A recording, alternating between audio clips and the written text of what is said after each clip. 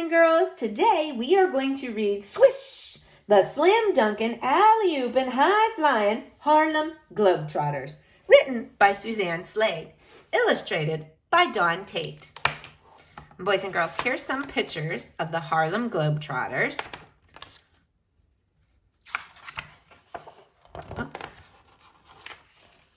Swish!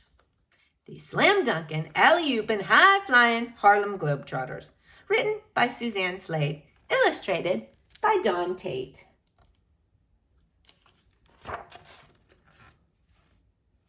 It all started with those boys thumping basketballs up and down Chicago's South Side in alleys, driveways, and parking lots. Raw talent and determination in worn-out sneakers practicing non-stop layups, all-net free throws, and sky-high jump shots. When their team charged into Wendell Phillips High wearing those official school jerseys, every student grew an inch taller with pride. Their players were unstoppable, division champs. Everyone could see they had as much talent as the country's best hoopsters, but the top teams only recruited white players. So after graduation, those Wendell Phillips stars joined traveling teams for black players. Before long, a few players met a small man with a big dream, Abe Saperstein, who helped them form their own team, the Harlem Globetrotters. The name sounded grand, like they'd played all over the world. Well, not quite, but they barnstormed their way across America. Little Abe and 5 giant players, Toots Wright, Kid Oliver, Fat Long, Runt Pullins, and Andy Washington. Here they all are, boys and girls. They squeezed into an old Model T and chugged from town to town, searching for anyone who would play. Farmers, students, lumberjacks, and people who would pay to watch. 7 nights a week, the road-weary team played ball, healthy, sick, or injured, and won nearly every game. But hometown fans didn't like out-of-town hotshots skunking their teams. Soon, the Trotters came up with a plan. Smack in the middle of the game, each player performed a ball-handling trick while the others took a short rest. Crowds howled with delight at the surprising sights. One-finger ball spinning, rapid-fire mini-dribbling, and a ricochet headshot.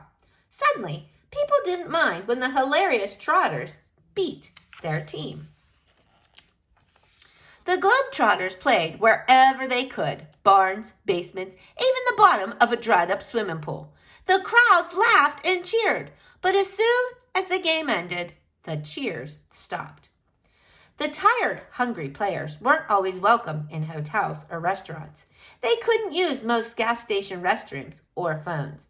Nearly every drinking fountain wore a whites-only sign. Downhearted yet determined, a new fire fueled their game. The Trotters would prove that all players, all people, deserve to be treated the same. With their fancy footwork, fast passes, and one-handed dunk shots, they played the most breathtaking, groundbreaking ball the country had ever seen. It says Goose Tatum, Boyd Bohr, Marquise Haynes.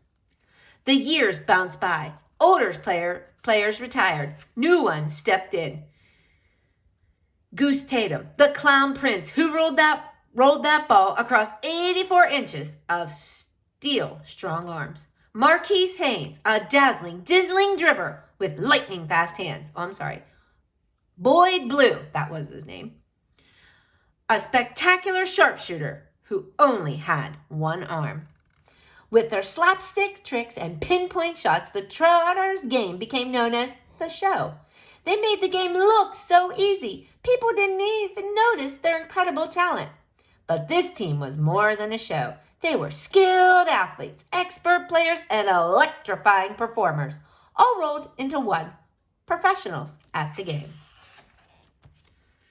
But the professional basketball teams didn't allow black players.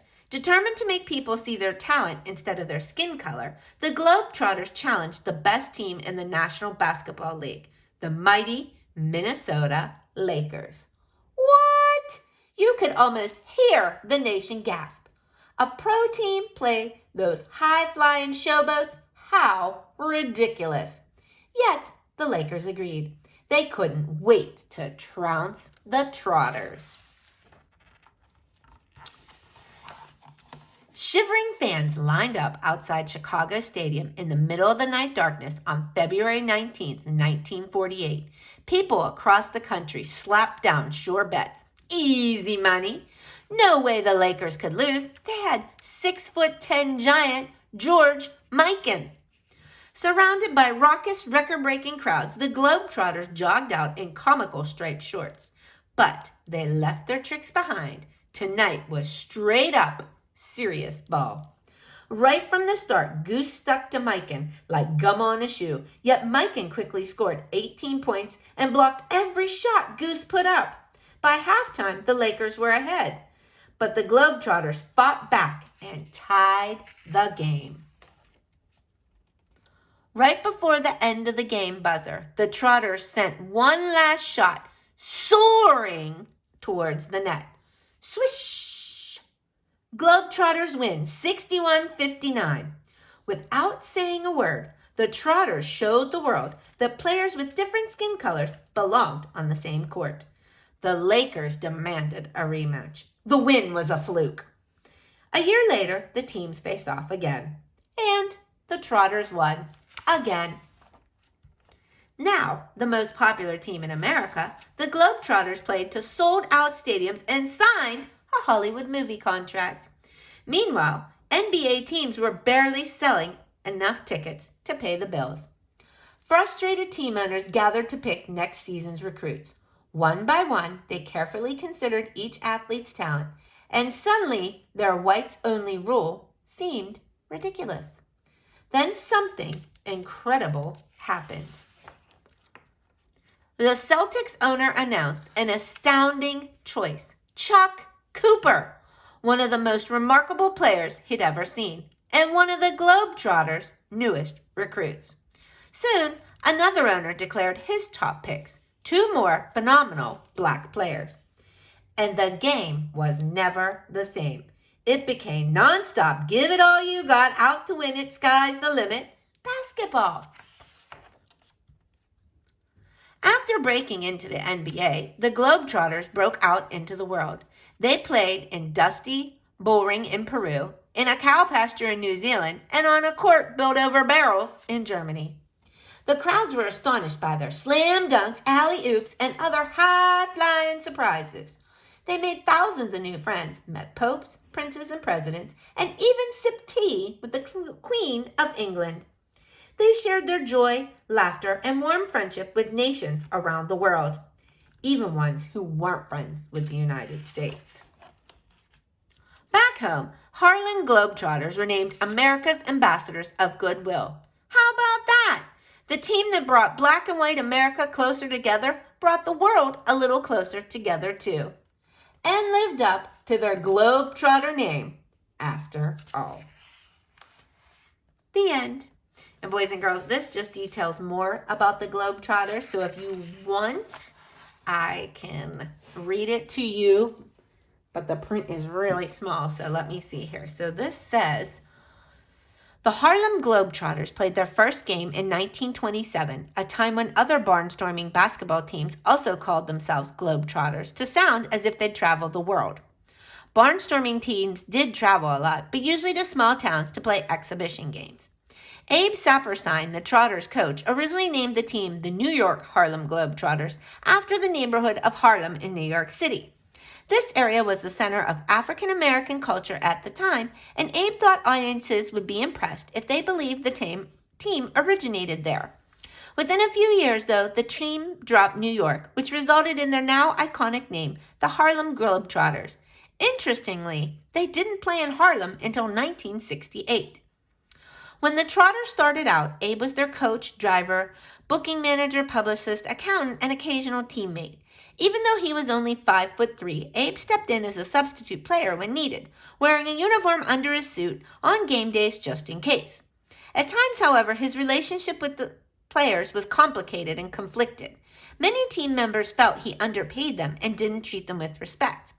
A few players, such as Runt Pullins and Marquise Haynes, became so angry with Abe that they quit the Globetrotters and formed their own teams. Some people question whether Abe treated the players unfairly due to the color of their skin. Despite these issues, he remained with the Globetrotters for 40 years. Soon after the team hit the road in 1927, the Great Depression hit America in 1929.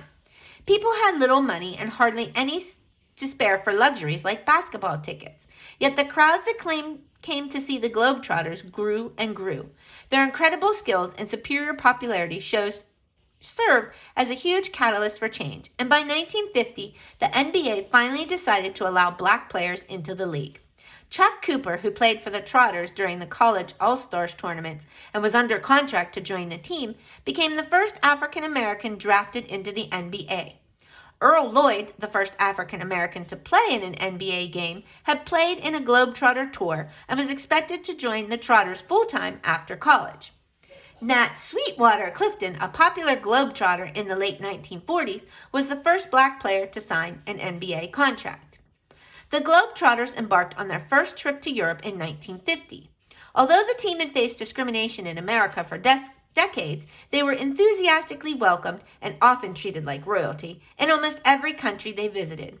In 1951, a group of players headed to Argentina, a country that had a strained relationship with America. But it didn't take long for the winsome Trotters to make new friends there, which opened valuable lines of communications for the United States.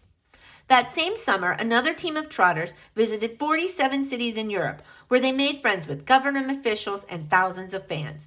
After impressing several important leaders in Germany, the U.S. State Department sent the team a grateful letter that said, "The Globetrotters have proven themselves ambassadors of extraordinary goodwill wherever they have gone."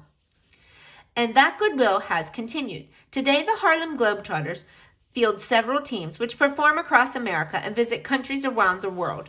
With their hilarious tricks, phenomenal talent, and warm hearts, these high-flying hoopsters break down cultural barriers and make new friends wherever they go. So, boys and girls, I hope you enjoyed the story of the Harlem Globetrotters. Have a great day!